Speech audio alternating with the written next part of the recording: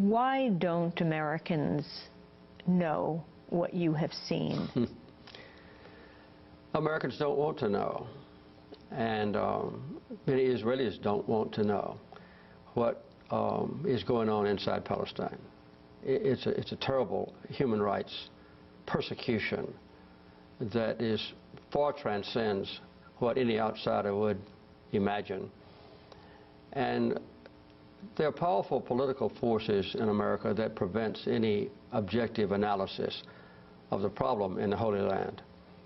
I think it's accurate to say that not a single member of Congress with whom I'm familiar would possibly speak out and call for Israel to withdraw to their legal boundaries or to publicize the plight of the Palestinians, or even to call publicly and repeatedly for good faith peace talks.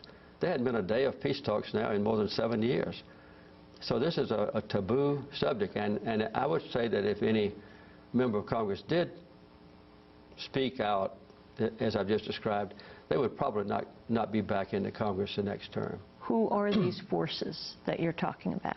Well, there's an inherent commitment in America, which I share as a Christian, of a deep commitment to make sure that Israel is safe and that Israel is free, and that they can seek for peace.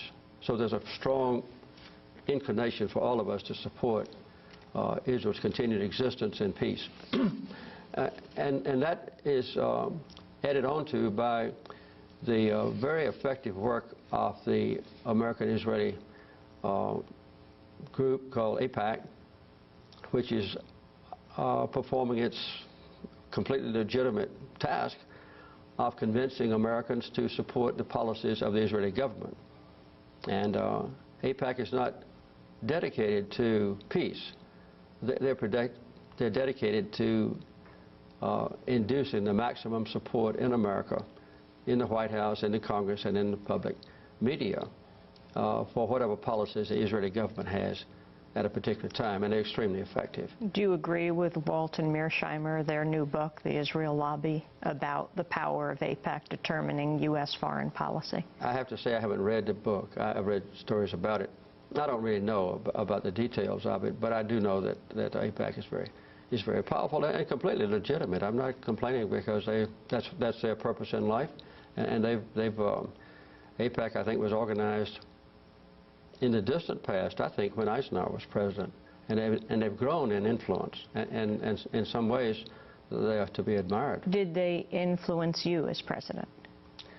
Not really, because I was immune from those pressures. When I was elected president, you know, I came out of nowhere. Nobody thought I was going to win until the last minute, and so I wasn't obligated to them. And I worked assiduously almost every day of my term as president to bring peace to Israel, and also peace to Israel's neighbors. And we negotiated a peace treaty between Israel and Egypt, not a word of which has ever been violated.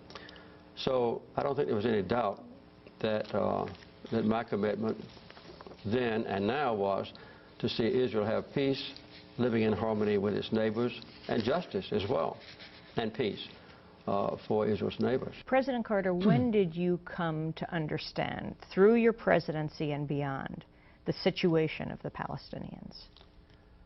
Well, the situation with the Palestinians when I was president was not all that bad. The first time I went to Israel, I was governor, and I went to the West Bank. There were only 1,500 settlers in all of the West Bank. And the general presumption, even by Israeli leaders with whom I met, was that Israel would withdraw from the Palestinian territories. It was a temporary thing. And when I negotiated an agreement with the Prime Minister of Israel, Menachem Begin, he agreed that the political forces and the military forces of Israelis would be withdrawn from Palestinian territory. That's all in a written agreement. But in the last 10 years, I would say the situation has deteriorated rapidly. Not many people are permitted to go and visit as we have done. For instance, members of B'Tselem the outstanding human rights organization within Israel. Those members are not permitted to go into areas of the West Bank. They have to observe from a distance what goes on, say, in Gaza now. But on 3 occasions, the Carter Center, led by me personally, have been invited by the Palestinians to monitor their election. In 1996, when Arafat was elected president and the first parliament, so-called, was elected. Again, after Arafat died, when Mahmoud Abbas was elected president, and then in 2006 in January, when the Hamas ran for parliamentary seats and they were successful. So in performing the duty of monitoring election, we are obligated to go to every village and every town in the entire West Bank and also throughout Gaza to see what's going on. So we could see the terrible plight of the Palestinians, the fact that Israel has over 200 settlements on Palestinian territory, all fortified, that Israel has over 500 checkpoints in Palestine where the Palestinians can't move from one place to another, and where there's a wall being built completely surrounding Gaza, completely surrounding Bethlehem and other substantial sized cities, deeply intruding into Palestinian territory and encompassing more and more land for the Israelis to take away from Palestine. And the fact is that the West Bank is a tiny little place that was carved out for the Palestinians, just 22% of the total land. But the problem is that Israel wants to take that 22% and control it.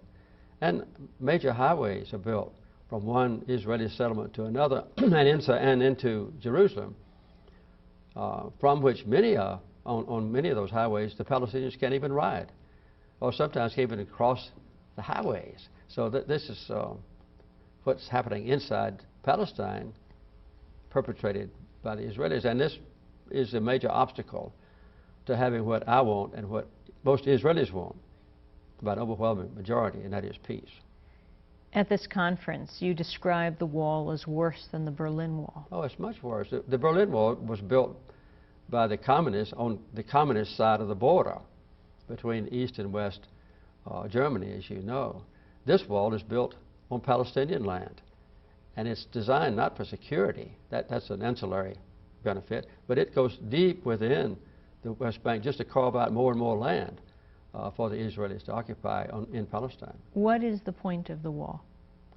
The wall was planned originally by Yitzhak Rabin when he was prime minister. He's the one that negotiated the Oslo Agreement, a peace agreement, to be built along the border, the 1967 border between Israel and Palestine. And the International War Court and I and others approved completely. There's nothing wrong with that. That would have been like the Berlin Wall.